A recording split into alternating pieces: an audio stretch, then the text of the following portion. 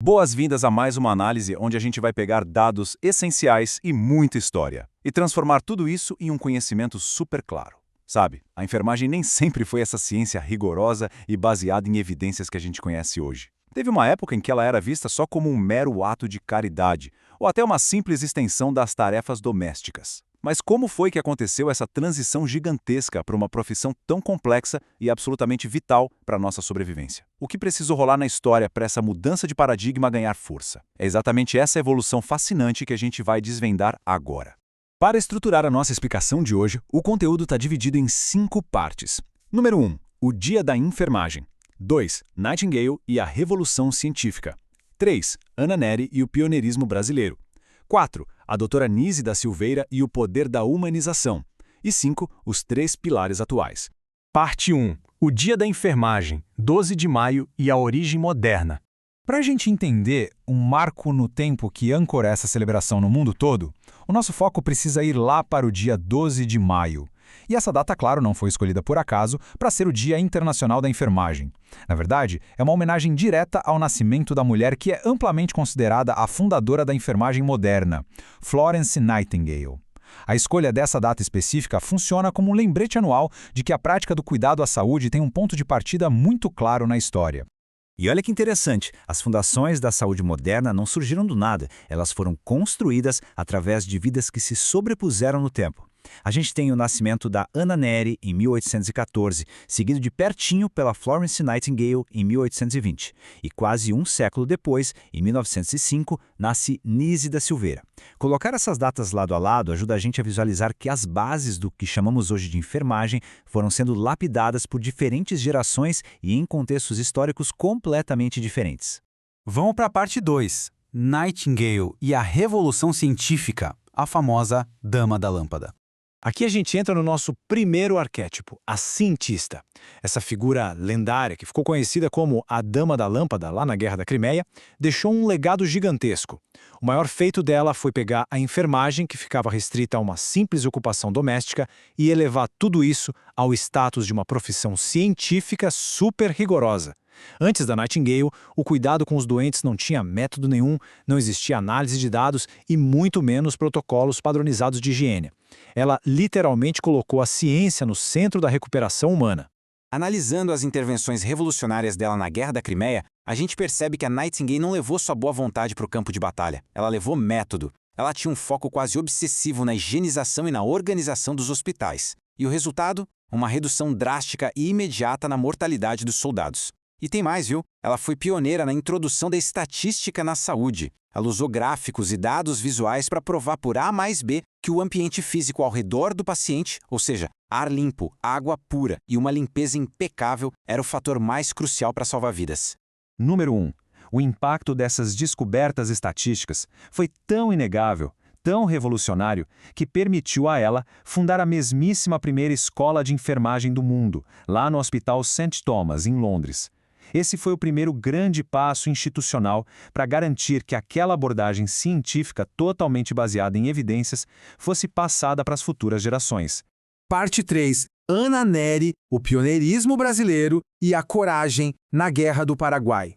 Trazendo a história agora para o nosso lado do globo, a gente encontra o arquétipo da voluntária. A trajetória da Ana Nery é definida por uma coragem imensa e uma resiliência fora do comum durante a violenta Guerra do Paraguai. Quando o conflito estourou, ela não ficou de braços cruzados em casa. Ela partiu como voluntária para acompanhar os filhos e sobrinhos que tinham sido convocados para o fronte. Chegando lá, ela bateu de frente com condições absurdamente precárias, lidando com recursos quase inexistentes. A resposta dela para essa crise toda foi improvisar hospitais no meio do campo de batalha, usando o mínimo que tinha nas mãos para salvar o máximo de vidas no meio daquele caos absoluto.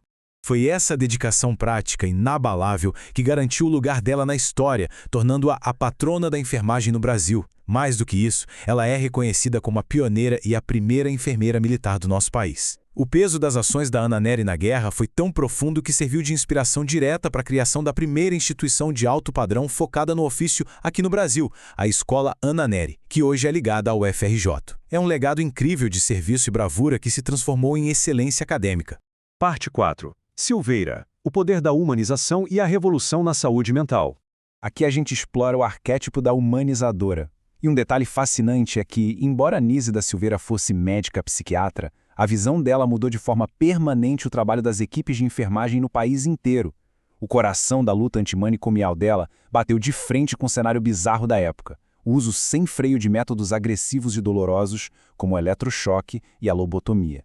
Em contrapartida, ela introduziu métodos totalmente revolucionários, focados no estímulo criativo. Ela basicamente substituiu a violência pela terapia ocupacional, usando a arte como ferramenta de cura.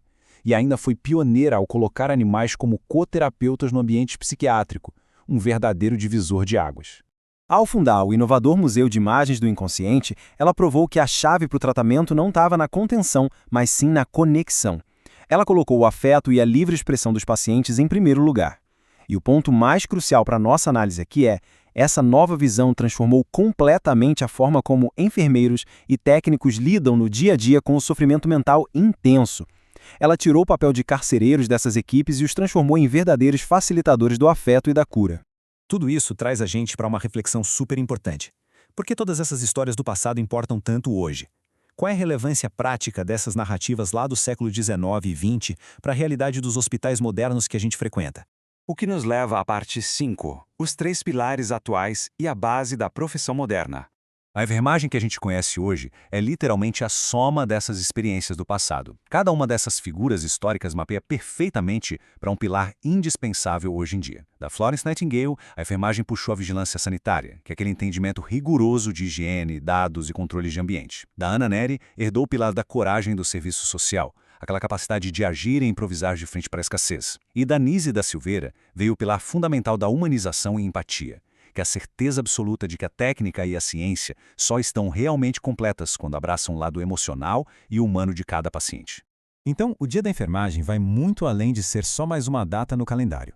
É um reconhecimento profundo e mais do que merecido para todos os profissionais que dedicam suas vidas a essa interseção difícil entre o cuidado técnico e o cuidado humano. São eles que sustentam esses 3 pilares em clínicas, hospitais e postos de saúde, na imensa maioria das vezes trabalhando debaixo de uma pressão absurda e de uma exigência constante.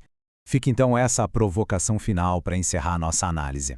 Se o passado da enfermagem conseguiu dar esse salto gigante, saindo do trabalho doméstico para alcançar essa complexidade científica e humana incrível, como será que a união contínua dessa ciência exata, baseada em dados, junto com a mais genuína empatia humana, vai transformar a saúde no futuro? É uma parceria vital da qual todo mundo depende, todo santo dia. Muito obrigado por acompanhar mais esta explicação estruturada e até a próxima.